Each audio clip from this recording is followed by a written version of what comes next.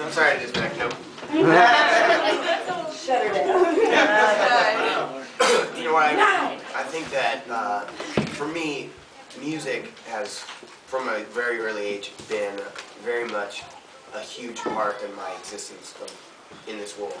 And music has always done something for me that I can really never do by myself. It's always taken feelings of loneliness and despair, you know, out of my heart. And when I started using drugs when I was really young, I found that that was an even better solution to my problems.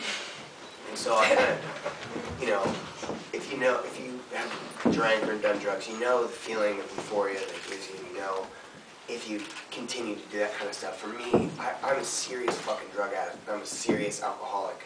And I was able to only able to stay alive through that ordeal in my life and through those years of getting loaded.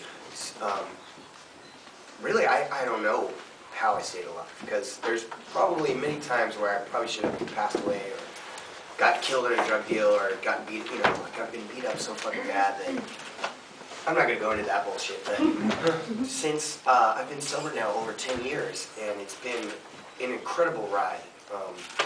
When I first got sober, I was, you know, it had been my 5th time in treatment, drug treatment, and I got out of treatment and I was working in this fucking diner, washing dishes, and just trying literally to fucking stay busy enough to not get loaded. And I would wake up at 5 in the morning from my halfway house I lived in, and I'd ride the bus to Capitol Hill in Seattle, and I would wash dishes till fucking 5 o'clock, and then I would get off and I would go to an AA meeting, and then I'd ride the bus back to my halfway house. And by the time I got back, it was 11 or 12 at night, and I would be so fucking dead tired that literally I just couldn't even get into trouble without getting loaded. And after about a year of that, I kind of picked up the guitar again, because I had always played music and I'd always really enjoyed writing songs, so I started this band, this punk rock band called Youth of Grace.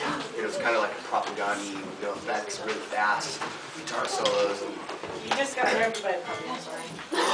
What?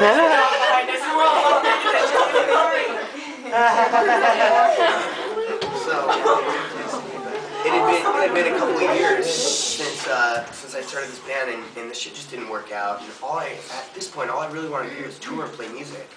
You know, because music really at that time was my only salvation. It was going to AA and having friends and trying to live that life. But really, it was the records I listened to, and it was the music that I could use as like escapism and as my self-medication. And really, music fucking saved my life.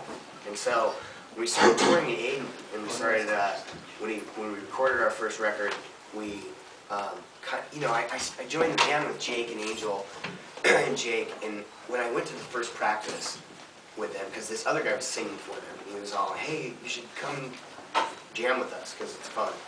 And I went down, and these guys fucking sucked so bad that I was all, fuck, man, am I really going to be in this band?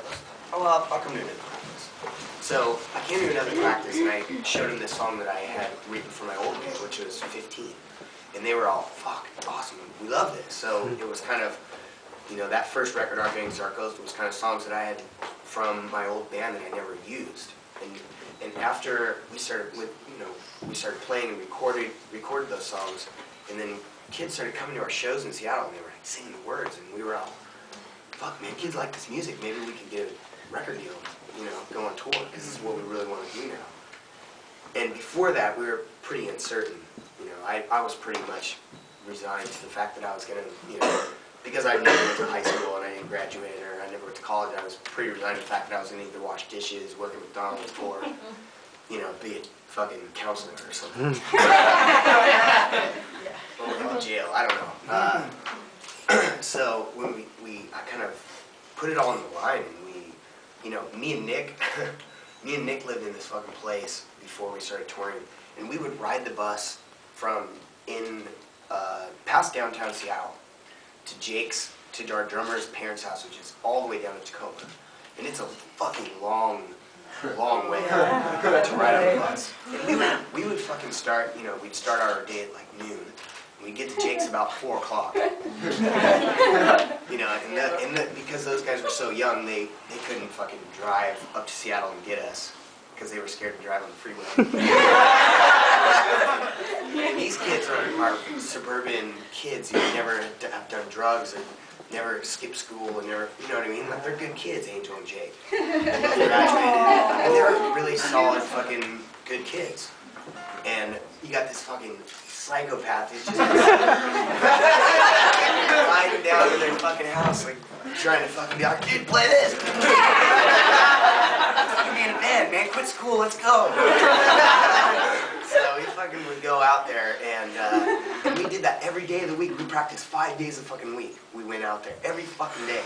And we just practiced and practiced, and we finally, you know, played enough shows and had a record in enough people's hands that Victory was like, okay, you know, let's fucking do this. And since that time, we've been on tour this entire time. Literally, Jake and Angel graduated high school, and the night they graduated, we drove to Salt Lake City the next day. Yeah. And from then, it's been tour after tour after tour. And I, you know, for the past 7 years almost, have lived my fucking childhood dream. So, I just want to say thank you.